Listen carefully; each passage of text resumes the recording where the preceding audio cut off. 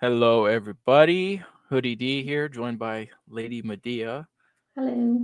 And today we are talking Mission Impossible The Final Reckoning. Whoa! I just want to say before the movie even came out, Tom Cruise was doing a fantastic job promoting the movie. You can tell he has a passion for cinema. From the jaw dropping behind the scenes promos to the global press push to him just going to movie theaters in Texas. I saw some videos of that. He was just talking to movie theater employees, which was just awesome. We don't see that anymore for some reason. So hats off to you, Tom Cruise. The early numbers for this film reflect that enthusiasm. I think it pulled in $8 million last night, Thursday previews. That's the best for this franchise, by the way. So, um, pretty good sign there. And it's projected to bring in around 65 million this weekend, which is a pretty good opening weekend. However, it has a $400 million budget. So, I Mm, think this movie is going to have a hard time making a profit. yeah. Just cost way too much money. But with that said, in this film, Ethan Hunt and the IMF team are back and they are tasked with stopping a rogue AI called the Entity. This was introduced in the first film. Essentially, they're trying to stop it from falling in the wrong hands and they want to just destroy it completely. They don't want any government, any one person to have control of this entity. And the goal is to destroy it entirely. Now, where this movie shines, in my opinion, is the action set pieces. The submarine sequence is claustrophobic, intense. The plane scene, though, is what really made this movie for me. It's a jaw dropping, white knuckle display of practical effects and real world stunt work that reminds you why this franchise is what it is compared to, the CGI slop we're used to getting. Tom Cruise delivers nothing short of a cinematic experience, putting his body and what seems like his life on the line for our entertainment. But in my opinion, and we'll get into yours in a second here, I don't think the plot landed as well as I would have liked. It has some pacing issues, especially in the first half. And I think part of that is due to exposition dumps that needed to happen to catch people up who may not have seen any of these movies, especially the last one. So I think a lot of it was that, which I do think they did a good job of, but just felt like there was a lot of exposition dumps that took away from the action and the good scenes. Um, I think the most disappointing part of this movie, and going back to part one, is the villain. Um, while the Mission Impossible 3, I think, has the best villain in this franchise, and there was a callback to that movie, which I really did enjoy. What did you think, Lady Medea? Okay. So I went to see it last night, of course, the opening night. And I just want to point out to what you said in the beginning. I purchased my ticket, I want to say on Sunday, and I have three theaters in the same town that I can choose from. And I gotta tell you that I was looking for the early time slot, just kind of because of how long the movie is. I didn't want to go at 10 and, get out of the movie theater at 1 or almost 2. So I was kind of looking at that, 8 o'clock time slot. And I gotta tell you that I actually grabbed the very last spot between the three movie theaters. So my theater was packed. It looked like had a lot of interest, you know, even 4 days ahead. So I was kind of surprised, but maybe not because, we kind of expected that this movie, was going to, um, be pretty, sought after, and people are going to storm the theaters. We'll see how it's going to do in the coming weeks, but, so far so good. Um, as for the action and how it felt, like I said, almost 3 hours. It was I want to say it was good. I I get bored easily, and I mentioned my recliner. So When I get comfy, I just take a short nap. But no, just kidding. So there was plenty of action. We had it all. We had it underwater, we had it in the air, on the ground, all over the place. And the submarine and the airplanes, they those were my two favorite scenes as well. That the submarine, it was absolutely crazy. How he managed to navigate through the you know constantly turning um vessel. I just, that was crazy. That was absolutely crazy. And then of course um that much deep in an ocean too, with all the crazy stuff happening to his body too, as they mentioned, that he's gonna feel like he's, lightheaded, and all those physiological changes going on. So I was like, God, this must feel like the craziest trip in your life. But Yeah. he did, yeah, he did good. And of course the like last second save, that she pulled him out of the water. And the same with the plane. So those were excellent scenes. And of course, all Tom Cruise ages like a good wine.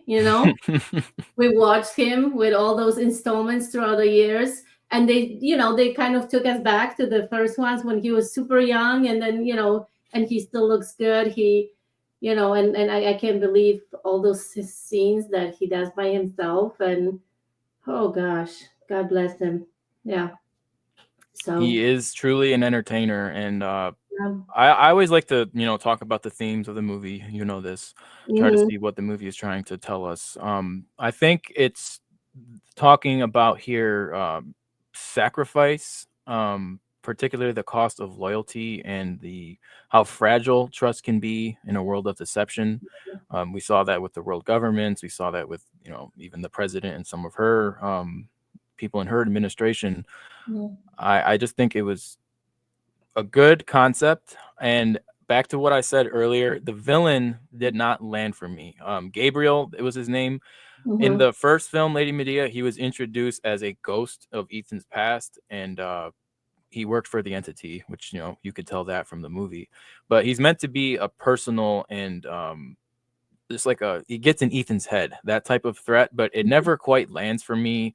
His motivations are murky at best. His on-screen presence lacks weight, in my opinion. And despite the actor's efforts, he just didn't leave like a lasting impression. This series has given us some great villains. We've had Solomon Lane from the past two films. We've had Sean Ambrose.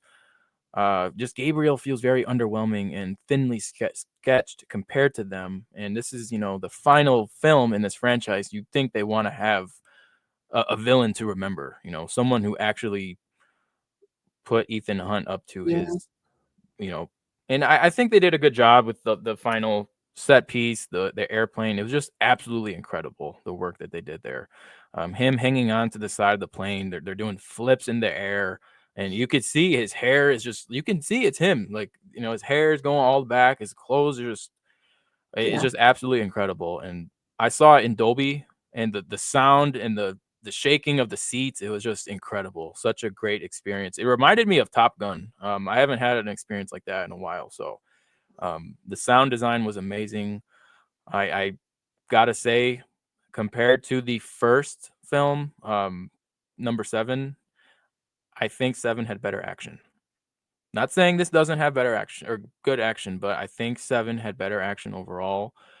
And this movie tied back to a lot of the older films. I really enjoyed how they brought back the guy from the first film who was guarding the CIA vault that he broke Mhm. into originally, and kind of came full circle. They brought him back, and he helped the team out. So I thought that was cool. Luther did get a send off. He did meet his end. I thought they did a good job with that, and he had a message for Ethan at the end of the movie, and it Yes. was a really nice message that some people in my theater teared up. I'm not going to confirm or deny if I was one, but some people had a little tear in their eyes.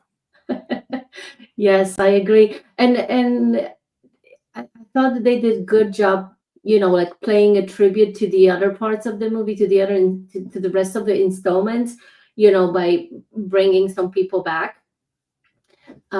Just like you mentioned, the